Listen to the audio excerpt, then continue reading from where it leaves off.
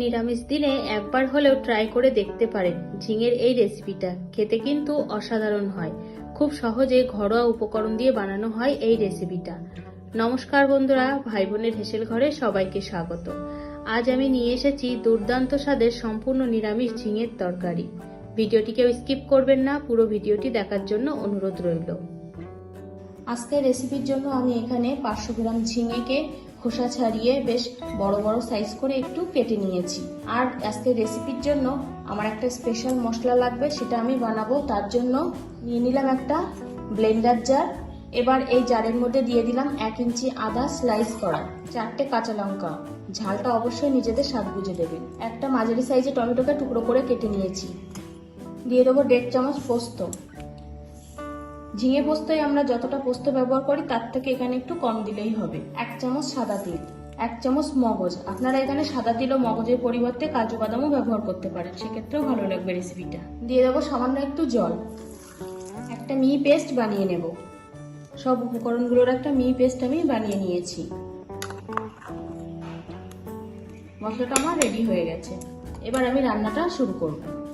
গ্যাসে কড়াই বসিয়ে দিয়েছি। এবার এর মধ্যে দিয়ে দিলাম আমি 3 চামচ মতো সর্ষের তেল। রান্নাটা অবশ্যই সর্ষের তেলে করার চেষ্টা করবেন, তাহলে স্বাদটা কিন্তু বেশি ভালো হবে। তেলটা গরম হয়ে গেছে। এখন আমি এর মধ্যে ফোড়ন দিয়ে দেবো 2টো শুকনো লঙ্কা এবং 1 চামচ কালো জিরে, 2 তেজপাতা। ফোড়নটা তেলে একটু নাড়াচাড়া করে নেব। তেলে হালকা নাড়াচাড়া করে নিয়েছি, সুন্দর একটা গন্ধ বেরিয়েছে। এবার এর মধ্যে দিয়ে দেবো খুব সামান্য পরিমাণে হিং। নিরামিষ তরকারিতে হিং দিলে বেশ একটু খেতে ভালো লাগে। যারা একেবারে হিং গন্ধ নিতে পারেন না, তারা এটা স্কিপ করতে পারেন।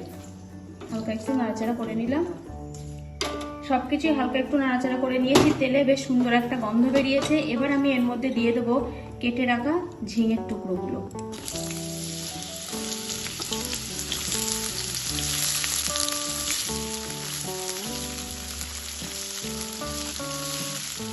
এখানে আমি ঝিঙেটায় কিন্তু প্রথমে লবণ দেব না, লবণ ছাড়াই ঝিঙেটা 3 থেকে 4 মিনিট ভেজে নেব। লবণ দিলে ঝিঙের থেকে একটা জল ছাড়ে আর ঝিঙেটা তাড়াতাড়ি গলে যেতে পারে, সেই জন্য লবণ ছাড়াই আমি ঝিঙেটা ভেজে নেব। ঝিঙে দিয়ে তো আমরা অনেক রকম পদ বানাই, একবার হলেও এই পদটা বানিয়ে দেখবেন। খুব সহজ একটা রেসিপি, এক নিমেষেই 1 থালা ভাত খেয়ে ফেলবেন। খাওয়ার পাতে অন্য কোনো পদ লাগবেই না। 3 থেকে 4 মিনিট আমি ফুল হিটে এটা ভেজে নিয়েছি। এবার এর মধ্যে দেব 1/4 চামচ হলুদ গুঁড়ো, 1/4 চামচ লবণ। লবণ ও হলুদ দিয়ে ঝিঙেটা আবার একটু ভেজে নেব। লবণ ও হলুদ দিয়ে আমি ঝিঙেটা আবারও 1 মিনিট মতো নাড়াচাড়া করে নিয়েছি। এবার আমি এর মধ্যে দিয়ে দেবো পেস্ট করে রাখা মশলাটা আমি এবার ভালোভাবে কষিয়ে নেব তেলের সাথে, যেন কাঁচা গন্ধটা না থাকে।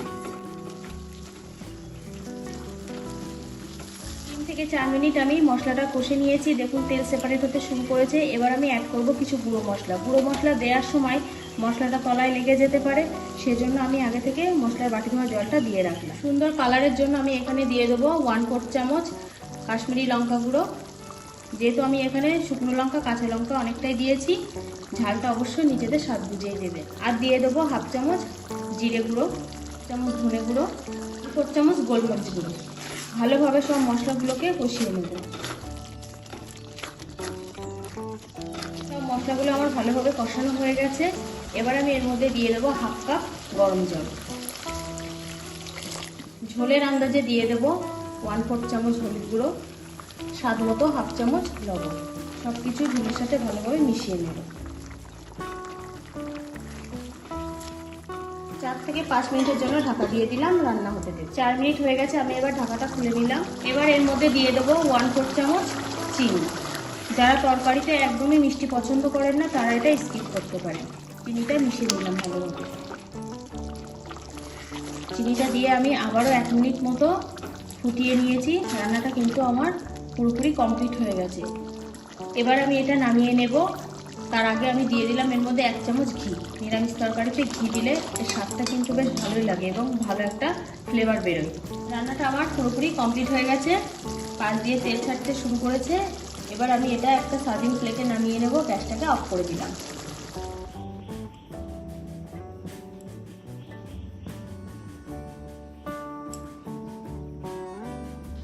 রেডি হয়ে গেল আজকের সম্পূর্ণ নিরামিষ ঝিঙের এই রেসিপিটা। খুব কম সময়ে দেখলেন তো আমি বানিয়ে ফেললাম, এবং খেতে কিন্তু এটা দুর্দান্ত লাগে। গরম গরম ভাতের সাথে বা রুটির সাথে এটা কিন্তু দারুণ লাগবে খেতে। আপনারাও এইভাবে বাড়িতে বানিয়ে ফেলুন, এবং কেমন হলো রেসিপিটা অবশ্যই কমেন্ট করে জানাবেন কিন্তু। আর ইউটিউব চ্যানেল থেকে দেখে থাকলে অবশ্যই সাবস্ক্রাইব করে আমার পরিবারের পাশে থাকার অনুরোধ রইল। আজ তাহলে এই পর্যন্ত, দেখা হচ্ছে পরের কোনো নতুন রেসিপিতে।